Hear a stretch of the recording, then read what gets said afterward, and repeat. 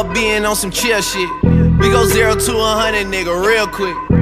They be on that rap to pay the bill shit, and I don't feel that shit, not even a little bit. Oh Lord, know yourself, know your worth, nigga. My actions being louder than my words, nigga. How you so? Just let me know.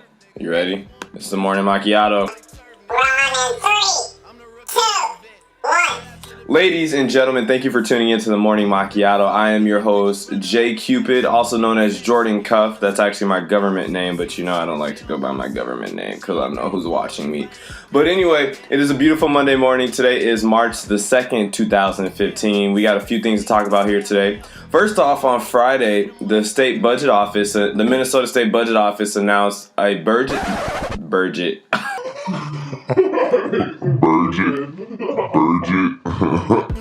On Friday, the Minnesota State Budget Office actually announced a budget surplus, a total budget surplus for the state of almost $1.9 billion.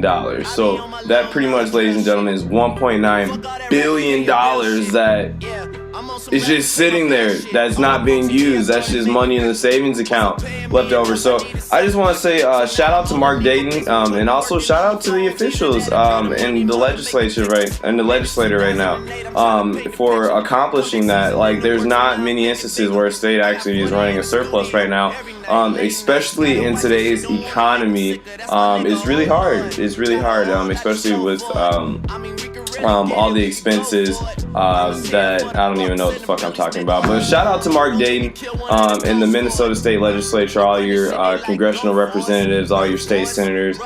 Shout out to them for getting the budget under control. $1.9 billion. That's quite a lot of money. Now, Governor Dayton, with that $1.9 billion, actually wants to invest really in higher education, one. He also wants to invest in child and health services, two. And then also, Governor Dayton wants to invest in child care services, too, as well. So, to be specific, he wants to put about $651 million in new spending, one towards higher education. So, one thing that's in that category would be a tuition freeze at the University of Minnesota, which I know some of you go to, so you should be listening right now. And then also, Governor Dayton's proposing a tuition freeze for a year on all MnSCU schools. So he wants a tuition freeze for 2 years at the University of Minnesota, meaning that no increase in tuition for 2 years. And then also 1 year at all MnSCU schools, so like St. Cloud State, Winona State, Macchiato, etc. So that's another thing. Also, Governor Dayton wants to push for universal child care, which means that all children would have access to child care. Specifically, he's targeting the pre-K age, so 4-year-olds. So that's another good thing too. And then also, Governor Dayton, tied into that, also wants to make breakfast free and accessible for all students who are eligible for free and reduced lunch. So he has a few things already planned up his sleeve for the budget surplus. And then on the other side, the Republicans, and I'm not siding with anybody on this side, or I'm not siding with anybody in terms of what I think they should do.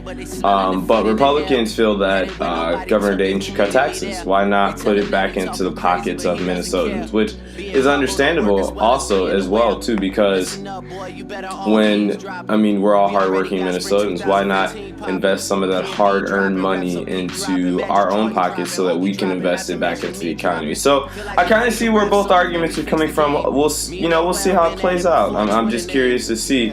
And I do think there are a lot of things that still need to be improved here in Minnesota, like the roads and also the infrastructure. We're going to really experience a population growth, so I think we need to get ready for that. And I think we need to improve roads and the transportation system to be able to handle that influx of population growth. But that's it. That's all. I'm rambling now. So, again, $1.9 billion surplus on the state budget. Shout out to the state government and Mark Dayton and all the legislatures right now, the senators and the House Representatives too as well. Also, check out your Minnesota Timberwolves. So they'll be in action tonight at 7 against the LA Clippers here at the Target Center in Minneapolis. Our season is still over at the end of the day. we still suck. We're still at the bottom of the West. But the Timberwolves have really been showing a lot of potential, especially Andrew Wiggins. He is going to be a star one day. So definitely check them out in action. I mean, Lob City's fun to watch anyway. So, I mean, you might get a couple really good lobs, really good dunks, etc., etc. So, the month of March, there are a few big headliners actually coming to the Twin Cities that I want you guys to go peep and show your love for. So Earl Sweatshirts will be here on the 27th of March. That is at Mill City Nights.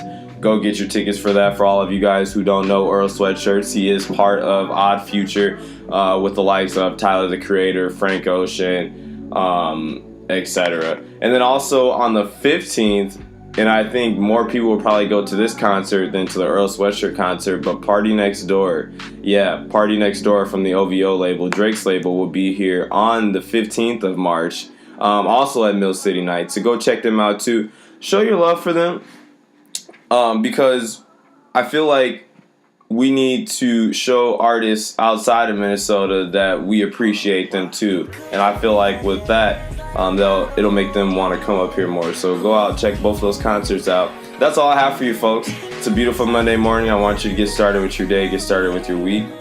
Take it easy. Remember, in everything that you do, spread the love. It's been the Morning Macchiato. I'm J.Cupid, and I officially laid it down. Officially laid it down.